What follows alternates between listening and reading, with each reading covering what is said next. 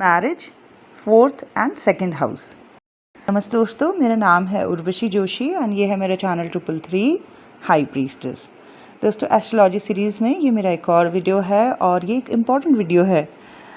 इस चैनल पर मैं ज़्यादातर स्पिरिचुअल अवेकनिंग असेंशन जर्नी से रिलेटेड वीडियोस, अपने अनुभव आप सबके साथ जो है ज़्यादातर शेयर करती हूँ। जो लोग स्पिरिचुअल अवेकनिंग के प्रोसेस में हैं, जो लोग 4D में हैं, वही लोग इस चैनल को देखते हैं, सुनते हैं, उन्हीं तक ये वीडियोस पहुंचते हैं। इस चैनल पर अभी तक मैंने आई थिंक 800 से भी ज़्यादा वीडियोस जो शेयर किए हैं पिछले 4 सालों में। मेरा मकसद बस यही है कि लोगों को क्लैरिटी मिले, उन्हें रास्ता मिले। अवेकनिंग असेंशन जर्नी के अलावा मैं एस्ट्रोलॉजी के थ्रू भी काफ़ी कुछ समझने की कोशिश करती हूँ।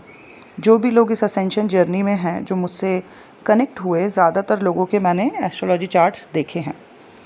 एक काफ़ी क्लियर पिक्चर मिल जाती है, एक रिपोर्ट सी मिल जाती है उनके बारे में, जिस रिपोर्ट के थ्रू मुझे काफ़ी कुछ समझ आ जाता है।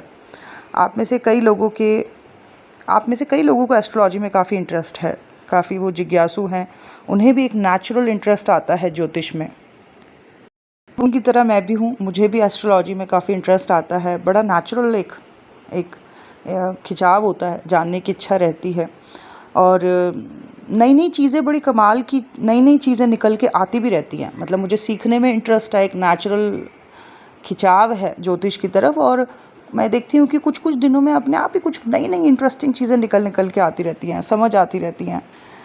तो आज का जो ये टॉपिक है वो मैरिज को लेके है, विवाह शादी को लेके है। शादी का नाम सुनते ही, मैरिज पार्टनरशिप का नाम सुनते ही सबसे पहले ध्यान में आता है 7th हाउस, है ना, 7वां घर, जो कुंडली में पार्टनरशिप का स्थान माना जाता है। सबसे पहले दिमाग में आता है 7th हाउस में कौन से ग्रह होंगे, या 7th हाउस की क्या स्थिति है। तो 7th हाउस का ध्यान आता है। 7th हाउस के लॉर्ड को देखा जाता है, जुपिटर को देखा जाता है, वीनस को देखा जाता है। उसके साथ साथ नवमांश कुंडली का भी, नवमांश कुंडली जो कि D9 चार्ट है, उसका अध्ययन किया जाता है। नवमांश में शुक्र की क्या स्थिति है, इसको देखा जाता है। वहाँ पे 7th के लॉर्ड को देखा जाता है, 7th स्थान को देखा जाता है। इसके अलावा दार कारका को भी देखा जाता है ना। तो ये सारी चीज़ें निकल के आती हैं दिमाग में, ये सारी चीज़ें निकल के आती है जब मैरिज पार्टनरशिप की बात चलती है, एस्ट्रोलॉजी की बात चलती है। तो यही सब कॉमन सी चीज़ें हैं जो निकल के आती हैं। अगर यहाँ पे सब कुछ ठीक है, मतलब 7th हाउस से रिलेटेड ये जब सारी चीज़ें मैंने अभी बोली, अगर यहाँ सब कुछ ठीक है तो लोग सोचते हैं कि मैरिड लाइफ बढ़िया चलेगी, पार्टनरशिप बढ़िया रहेगी। अगर यहाँ पे उनको ठीक ठाक लगता है सब कुछ, तो वो सोचते हैं कि लगता है ये शादी बढ़िया रहेगी, है ना। बट कितनी बार लोगों ने कुंडली मिलाई, गुण मिलाए, है ना। 7th हाउस को देखा, 7th हाउस के लॉर्ड को देखा, नवमांश कुंडली को देखा, शुक्र को देखा, बृहस्पति को देखा, सब कुछ देखा, सब कुछ चेक कराया। बट जब शादी हुई तो बड़ी परेशानियां आ रही हैं, इतनी सारी प्रॉब्लम्स आ रही हैं मैरिड लाइफ। प्यार नहीं मिल रहे, एक दूसरे के लिए टॉक्सिक हो रखे हैं। मियाँ बीबी जिनकी शादी हुई आपस में गलत लैंग्वेज में बात कर रहे हैं, नेगेटिविटी हो रखी है बहुत ज़्यादा। और आजकल जैसे आप देख ही रहे हो कि कितने डाइवोर्स हो रहे हैं, शादियाँ कितनी टूट रही है। लव मैरिज करते हैं लोग, क्या क्या नहीं करते हैं, बट इवन अरेंज मैरिज भी कहाँ टिक रही हैं। ज़्यादातर यही सुनने में आता है, अब उसका डाइवोर्स हो रहा है, 2-2 साल भी लोगों की शादियाँ नहीं टिकती हैं। आजकल ये बढ़ गई है, मतलब कुछ सालों से ये चीज़ें बढ़ गई है। अब इन सब चीज़ों की वजह से लोगों का शादियों से विश्वास सा हट रहा है, डर रहे हैं लोग। कई लोग शादी करने से डर रहे हैं और उसकी वजह से क्या हो रहा है, लिविंग रिलेशनशिप का जो कि एक बहुत ही भद्दा कल्चर है, वो बढ़ रहा है।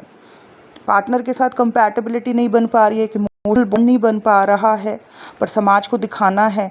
तो ये सब ड्रामे के चक्कर में ये जो एक्स्ट्रा मैरिटल अफेयर्स है, ये भी बढ़ रहे हैं बहुत ज़्यादा। इसकी वजह से जो है लोगों की लाइफ हेल हो रखी है, ना वो घर के हैं ना घाट के हैं, 2 जगह फंसे पड़े हैं। ऐसा बंदा जिसका कि, या ऐसी कोई पर्सन जिसका जो क्या काम करेगा अपनी लाइफ में, क्या ग्रोथ करेगा या क्या ग्रोथ करेगी, जो व्यक्ति 2 स्त्रियों में या शायद 2 से भी ज़्यादा स्त्रियों में फंसा हुआ है ना। अपनी मैरिड लाइफ को भी दिखाना है समाज के आगे कि हाँ जी ये बढ़िया है, घर मतलब समाज में भी नाम रहे, लेकिन कुछ नहीं है तो वो कहीं और चक्कर चला रहा है, कहीं और इमोशनल सपोर्ट ढूंढ रहा है।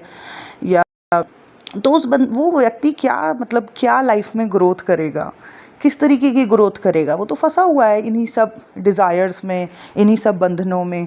या वो स्त्री कोई अगर स्त्री इस तरीके की चीज़ों में है कि वो अपनी शादी में खुश नहीं है, उस अपने पार्टनर के साथ उसका एक सामंजस्य नहीं बैठ पा रहा है, एक बैलेंस नहीं बैठ पा रहा है, और वो इस तरीके के मतलब लगा रही है कि चलो इमोशनल सपोर्ट के लिए या फिज़िकल सपोर्ट के लिए कहीं और वो निर्भर हो रखी है, तो वो लेडी भी क्या लाइफ में स्पिरिचुअल ग्रोथ करेगी, या वो क्या अपनी लाइफ को एक डायरेक्शन देगी, या क्या मटेरियल ग्रोथ करेगी, क्योंकि उसका मन इतने सारे स्ट्रेस में फंसा हुआ होगा। घर भी संभालना है, उसके साथ भी संभालना है, इतना ज़्यादा उलझा हुआ होगा इन सब चीज़ों में। तो ऐसा व्यक्ति अपनी लाइफ को क्या डायरेक्शन देगा, किसी भी तरीके की वो ग्रोथ नहीं कर सकता है।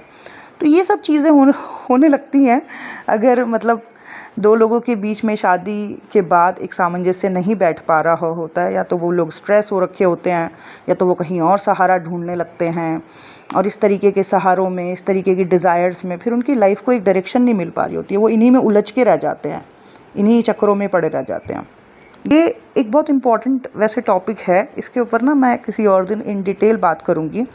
और काफ़ी सारे मेरे पास केसेस आते हैं, मैं एक सबकॉन्शियस हीलर हूँ, मेरे पास काफ़ी लोग आते हैं जो मतलब सोसाइटी के सामने दिखाना चाहते हैं कि नहीं हमारी मैरिड लाइफ ठीक है, वो खुश नहीं होते हैं, और वो कहीं और इमोशनल सपोर्ट के लिए मतलब भटक रहे होते हैं, और उन सब चीज़ों के चलते उनके दिमाग पे क्या असर पड़ रहा होता है, उनकी हेल्थ पे क्या इफ़ेक्ट पड़ रहा होता है, किस तरीके से उनको इतना ज़्यादा डिप्रेशन, एंजाइटीज़ बढ़ने लगती हैं। तो उसके चलते कई बार लोग आते हैं हीलिंग के लिए कि हम बहुत ज़्यादा नेगेटिविटी फील हो रही है, काफ़ी कुछ हो रहा है।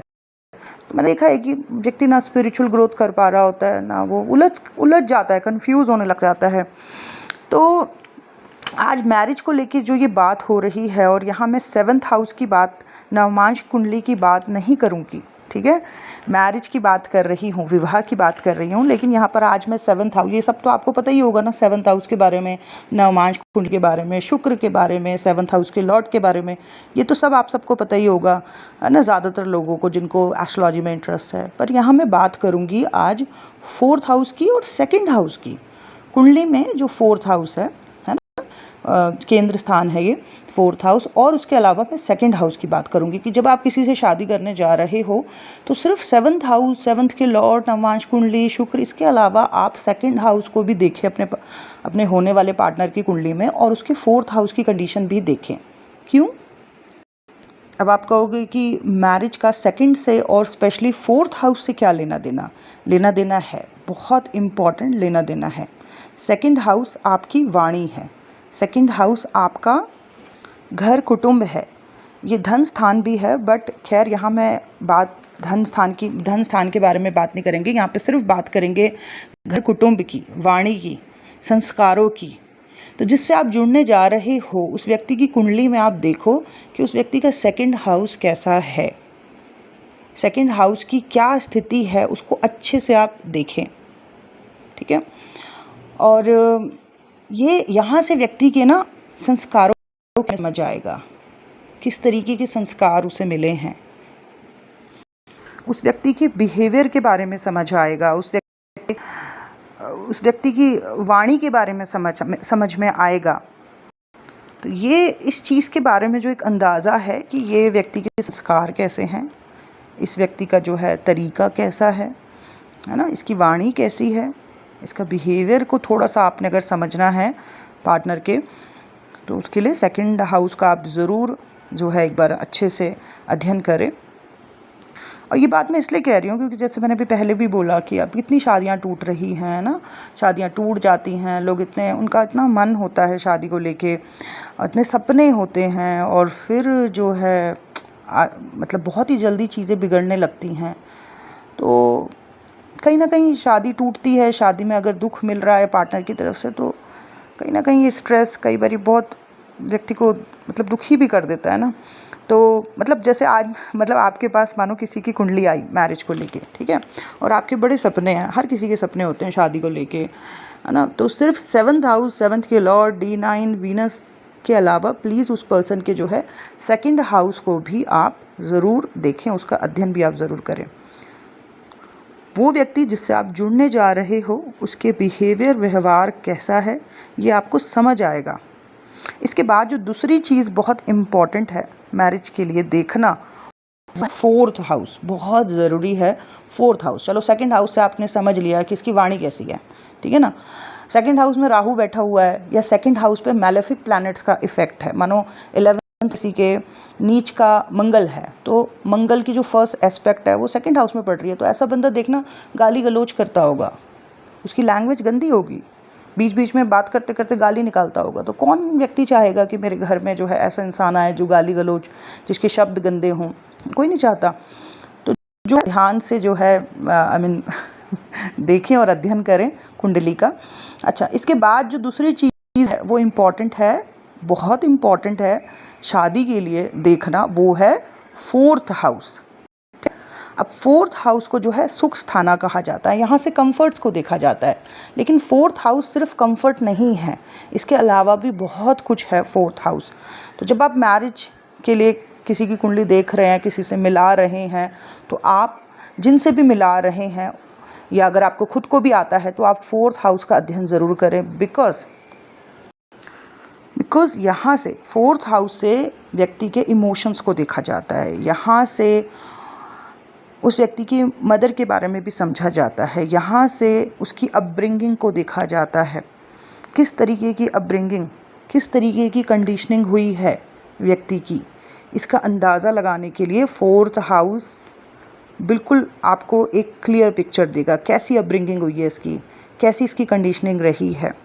अगर ये हाउस में ग्रहों की सही प्लेसमेंट नहीं है या मैलेफिक प्लैनेट का एस्पेक्ट है यहाँ पर उस व्यक्ति के पास्ट में, ठीक है, अगर यहाँ फोर्थ हाउस सही नहीं है, यहाँ पे मैलेफिक प्लैनेट्स का एस्पेक्ट है, तो उस व्यक्ति के पास्ट में, उसके बचपन में, घर में कई ऐसी चीज़ें हुई होती हैं जिसकी वजह से उस व्यक्ति के अंदर ट्रॉमाज इकट्ठे हो रखे होते हैं।